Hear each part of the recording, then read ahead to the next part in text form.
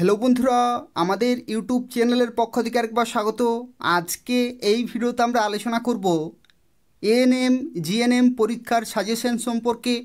এবং তোমরা যারা পরীক্ষার জন্য প্রিপারেশন নিচ্ছ, আজকে এই ভিডিওটি পুরোপুরি দেখো। অনেকগুলি প্রশ্নোত্তর আলোচনা করব, যে প্রশ্নোত্তরগুলো তোমাদের পরীক্ষার জন্য অত্যন্ত গুরুত্বপূর্ণ রয়েছে এবং এখান থেকে তোমরা কমন পাবে।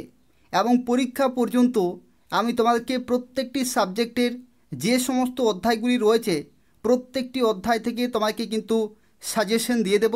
তো সেক্ষেত্রে সেই সমস্ত প্রশ্নগুলো খুব ভালোভাবে কিন্তু প্র্যাকটিস করবে।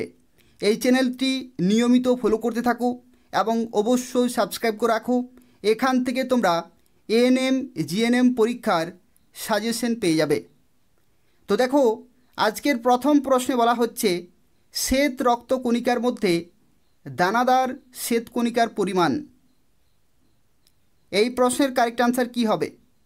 তো দেখো, এই প্রশ্নের কারেক্ট আনসার হয়ে যাবে 75%। 75% হবে এখানে কারেক্ট আনসার।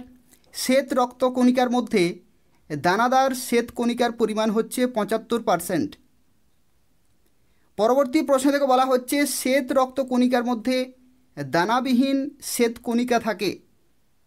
দানাবিহীন, ঠিক আছে। তো এই প্রশ্নের কারেক্ট আনসার কী হবে? এই প্রশ্নের কারেক্ট আনসার হয়ে যাবে 25%। 25% হবে এখানে কারেক্ট আনসার। দেখো, এখানে তোমাদেরকে জানিয়ে রাখি, প্রথম প্রশ্নে বলা ছিল যে দানাদার। তো যদি দানাদার বলা হয় তাহলে কিন্তু 75% হবে, আর যদি বলা হয় দানাবিহীন তাহলে কিন্তু তোমাদের এখানে হয়ে যাবে 25%। ঠিক আছে, তো এগুলো কিন্তু তোমরা অবশ্যই মনে রাখবে। এই দুটি প্রশ্ন তোমাদের পরীক্ষার জন্য অত্যন্ত গুরুত্বপূর্ণ রয়েছে। এবং দেখো, পরবর্তী প্রশ্নে বলা হচ্ছে অ্যালার্জি প্রতিরোধে অংশগ্রহণকারী শ্বেত রক্তকণিকার নাম। অ্যালার্জি প্রতিরোধে অংশগ্রহণকারী শ্বেত রক্তকণিকার নাম কি? তো এই প্রশ্নের সঠিক উত্তর হয়ে যাবে ইওসিনোফিল।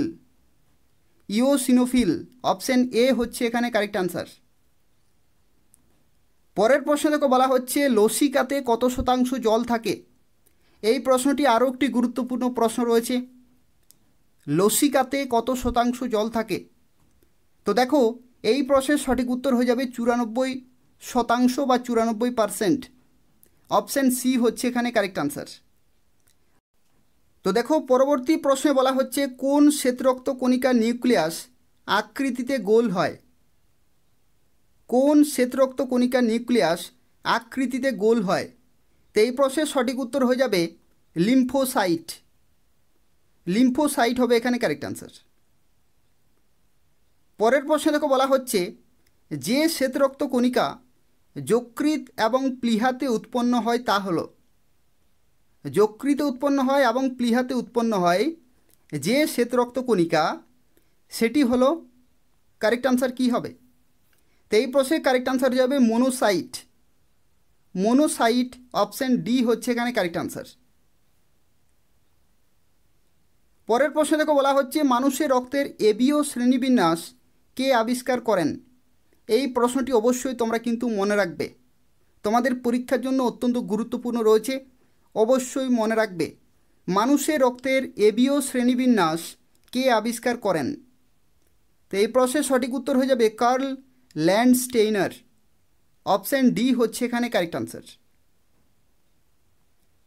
পরবর্তী প্রশ্ন থেকে বলা হচ্ছে কোন শ্রেণীর রক্তে কোনো প্রকার অ্যান্টিজেন থাকে না? কি বলা হয়েছে?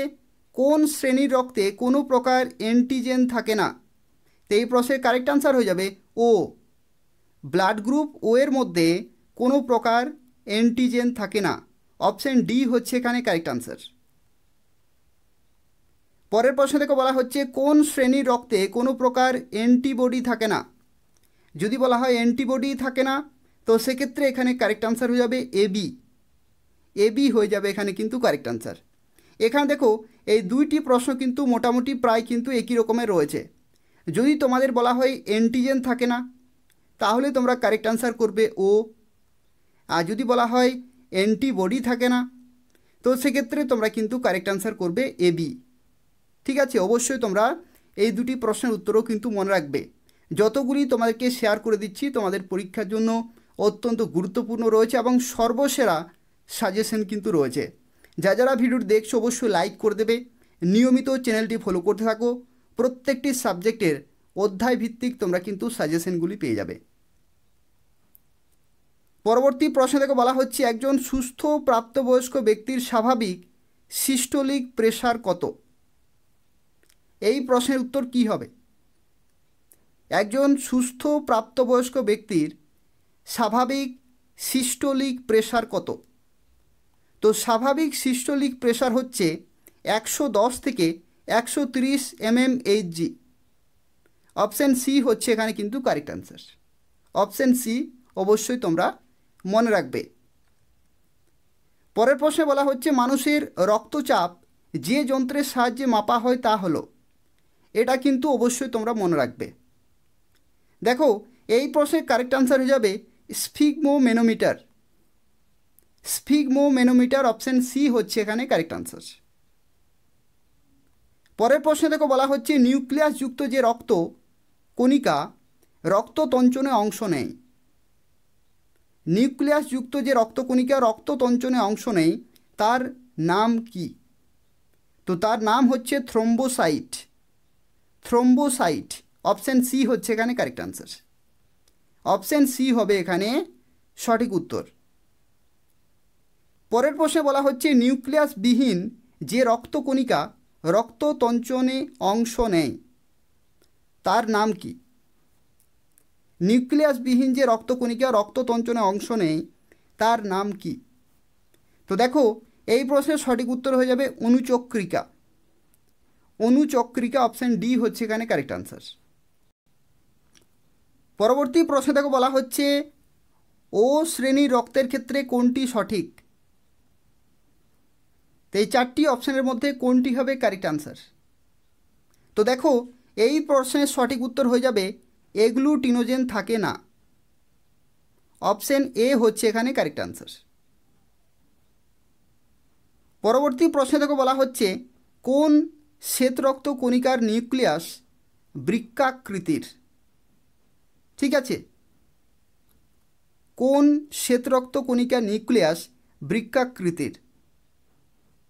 তো এই প্রশ্নের কারেক্ট অ্যান্সার কী হবে?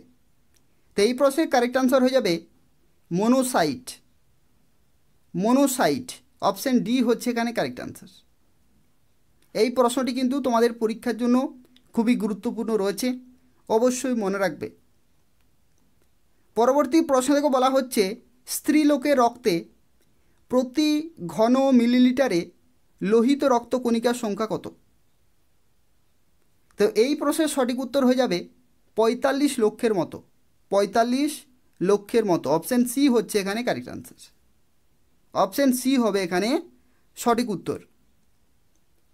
পরের প্রশ্ন থেকে বলা হচ্ছে, একটি লোহিত রক্তকণিকার কোষে হিমোগ্লোবিন থাকে। একটি লোহিত রক্তকণিকার কোষে হিমোগ্লোবিন থাকে। তো এই প্রশ্নের সঠিক উত্তর হবে 280 মিলিয়ন অণু। 280 মিলিয়ন অণু অপশান সি হচ্ছে এখানে কারেক্ট অ্যান্সার। পরবর্তী প্রশ্ন থেকে বলা হচ্ছে, মানবদেহের রক্তে লোহার সর্বাধিক পরিমাণ কত? লোহার সর্বাধিক পরিমাণ কিন্তু বলেছে, তো সেক্ষেত্রে এখানে কারেক্ট অ্যান্সার হয়ে যাবে 3 গ্রাম। 3 গ্রাম অপশান বি হচ্ছে এখানে কারেক্ট অ্যান্সার।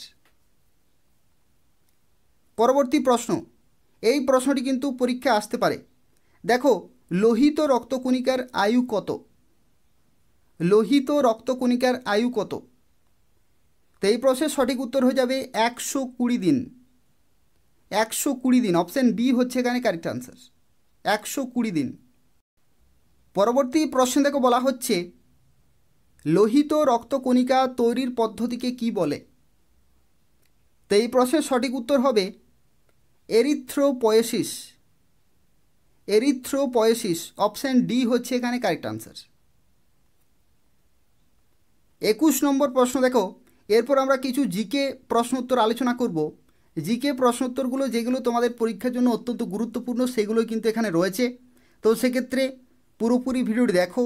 যারা দেখছো অবশ্যই লাইক করে দেবে এবং নিয়মিত প্রত্যেকটি সাবজেক্টের অধ্যায় ভিত্তিক সাজেশন পেতে হলে অবশ্যই চ্যানেলটি সাবস্ক্রাইব করে রাখো। তো দেখো, এই প্রশ্নে বলা হচ্ছে হু এর সদর দপ্তর কোথায় অবস্থিত। হু এর ফুল ফর্ম কি? হু এর ফুল ফর্ম হচ্ছে ওয়ার্ল্ড হেলথ অর্গানাইজেশন, এবং এটার যে সদর দপ্তর বা হেডকোয়ার্টার সেটা অবস্থিত জেনেভা শহরে। জেনেভা শহরে। এবং এটি কোথায়? এটি হচ্ছে সুইজারল্যান্ডে। অপশান বি হচ্ছে এখানে কারেক্ট আনসার। পরবর্তী প্রশ্ন থেকে বলা হচ্ছে ইউনেস্কো এর সদর দপ্তর কোথায় অবস্থিত। ইউনেস্কো।